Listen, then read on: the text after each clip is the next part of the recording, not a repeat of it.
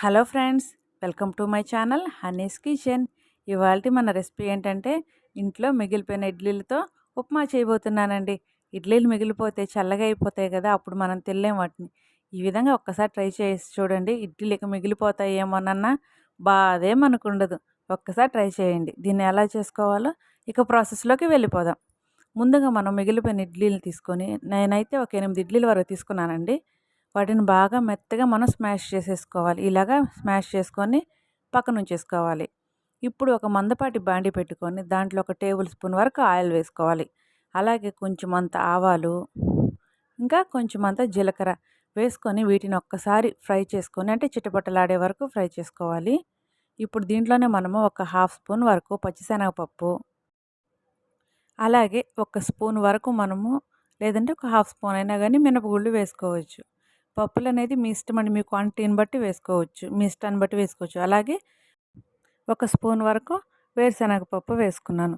మీరు దీంట్లో కావాలనుకుంటే జీడిపప్పు అయినా వేసుకోవచ్చు. టేస్ట్ అయితే ఏమాత్రం మారదు.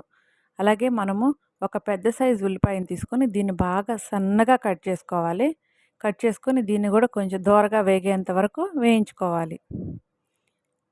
ఉల్లిపాయ వేగేదాన్ని బట్టి మన ఉప్మా టేస్ట్ అనేది వస్తుంది ఫ్రెండ్స్, అందుకని బాగా వేయించుకోవాలి. ఇప్పుడు నేను ఒక పచ్చిమిర్చి తీసుకొని సన్నటి చిలుకలు తీసుకొని వేసుకుంటున్నాను. అలాగే కొంచెం అంత అల్లం కూడా సన్నగా కట్ చేసుకొని వేసేసుకోవాలి.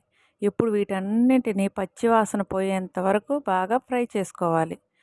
ఇవంతా ఒకసారి కలిపేసుకొని వీటిల్లోనే మనం బాగా చూడండి, ఇదే కదా ఇంకొంచెం కలర్ రావాలి ఉల్లిపాయ అనేది, అప్పుడు మనం తినేటప్పుడు పంట కింద బాగా తగులుతుంది.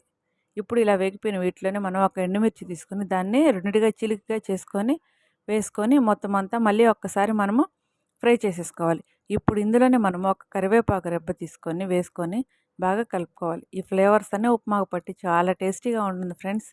కొత్తిమీర అయితే ఇప్పుడు వేయకండి, లాస్ట్లో దించిపోయేటప్పుడు వేసుకుంటే చాలా బాగుంటుంది. వేసుకొని మూత పెట్టుకుంటే చాలా టేస్టీగా ఉంటుంది. ఇప్పుడు ఇవంతా బాగా వేగిపోయాయి చూడండి, ఇలా వేయించుకోవాలి. ఇప్పుడు దీంట్లోనే మనం ఒక పావు స్పూన్ వరకు పసుపు వేసుకోండి, లేదంటే హాఫ్ స్పూన్ వరకు అయినా వేసుకోవచ్చండి. పసుపు అనేది యాంటీబయాటిక్ కాబట్టి తింటే కానీ ఏమి ఇబ్బంది ఏమి ఉండదు, బాగుంటుంది. ఒక్కసారి కలిపేసుకోవాలి మొత్తము. చూడండి, ఇదంతా బాగా ఫ్రై అయిపోయింది.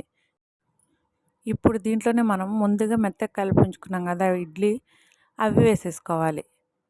వేసుకొని దీంట్లోనే మనం రుచికి సరిపడా సాల్ట్ వేసుకోవాలి.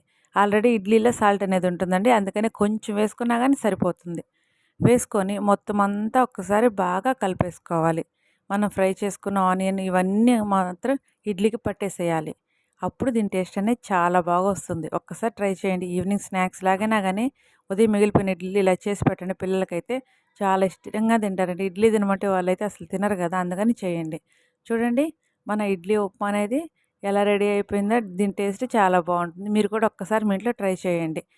ఇప్పుడు దీంట్లో మనం కొంచెం అంత కొత్తిమీర వేసుకొని దించేసుకుంటే అంతే, రెడీ అండి. ఇప్పుడు ఒక 2 సెకండ్స్ అలాగా మూత పెట్టండి, అప్పుడు కొత్తిమీర ఫ్లేవర్ అనేది పోకుండా ఉంటుంది. ఇప్పుడు దీన్ని ఒక సర్వింగ్ బౌల్లో తీసుకొని సర్వ్ చేసుకుంటే మన ఇడ్లీ ఉప్మా అనేది రెడీ అయిపోయింది. దీని టేస్ట్ అయితే చాలా బాగుంటుందండి. ఒక్కసారి ట్రై చేయండి. మా వంటలు కనుక మీకు నచ్చినట్లయితే ప్లీజ్ అండి like, share and subscribe. Thank you all.